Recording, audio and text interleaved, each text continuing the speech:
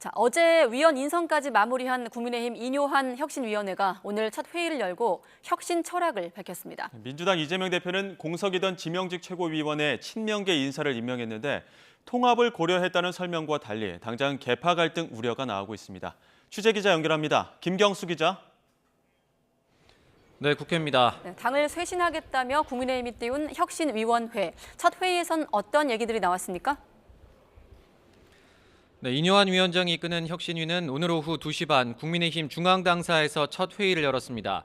어제 발표된 혁신위원들과 함께 회의에 참석한 인효한 위원장은 혁신 철학으로 희생과 통합, 다양성을 언급했습니다. 우리의 혁신 철학은 희생과 통합과 다양성입니다.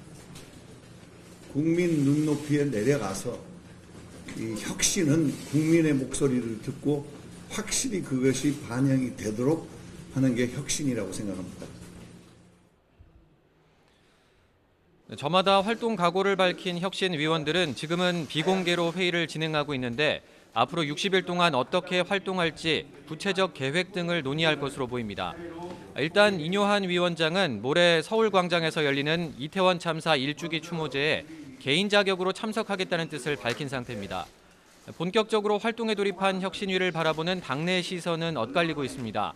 앞서 혁신위원 제안을 고사했다고 밝힌 비윤계 천하람 순천갑 당협위원장은 혁신위가 실질적인 성과를 내긴 어려울 거라고 전망했는데 직접 들어보시죠. 김 전 대표 체제 자체가 좀 수직적 당정 관계, 좀 뭐랄까요, 당무에 대한 대통령실의 과도한 개입, 그걸 상징하는 체제이기 때문에 이 체제를 끝내지 않고서는 혁신위가 국민들의 주목을 받기도 어렵고 유의미한 성과를 내기도 쉽지 않을 거다. 반면 민심 변화에 민감한 수도권 인사들이 혁신위에 다수 포함된 건 의미가 있다며 앞으로 나올 혁신안을 기대해 봐야 한다는 목소리도 당 지도부에서 나오고 있습니다. 지역이 가장 우선되는 기준이 아니었겠나, 저는 그렇게 보고 있습니다. 그런 관점에서 수도권에서 여러 가지 상황을 볼 때 재선 의원님들 중에 선택할 수밖에 없었고. 네, 이번에 민주당 소식도 짚어보겠습니다. 박정현 전 대전 대덕구청장이 최고위원, 그리고 이계호 의원이 정책위 의장으로 새로 임명됐죠. 네, 오늘 이재명 대표는 앞서 송갑석 의원 사퇴로 공석이었던 지명직 최고위원에 박정현 전 대전 대덕구청장을 임명했습니다.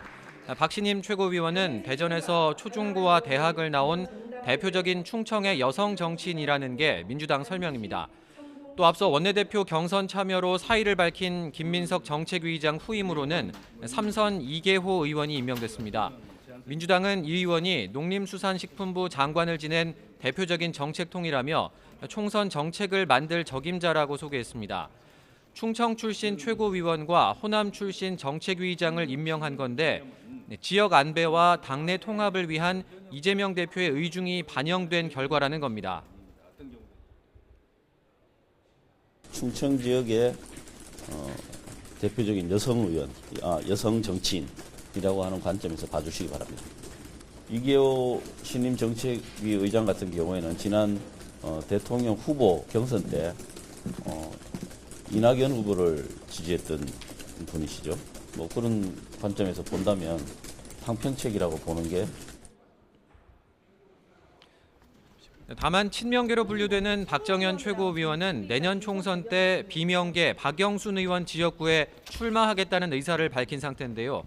그래서 이번 인선이 당내 갈등 소지가 있다는 우려가 있었는데 이와 관련해 이 대표는 이런 반응을 보였습니다. 박정현 구청장 임명 관련해서 비명계에서 좀 비판의 목소리가 많았는데 좀 그대로 진행하신 배경은 어떻게 될까요? 글쎄 그분이 왜 비판 대상이 되는지 잘 모르겠네요.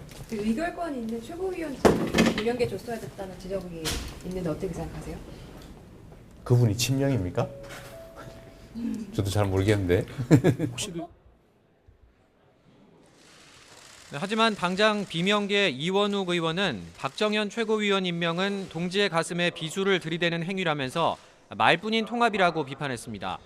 민주당은 국정감사가 끝나면 조만간 총선 대비 체제로 돌입할 것으로 보이는데 계파 갈등 불씨는 여전히 남아있는 모습입니다. 네, 그리고 21대 국회 마지막 국정감사 사실상 오늘로 마무리가 되는 거죠?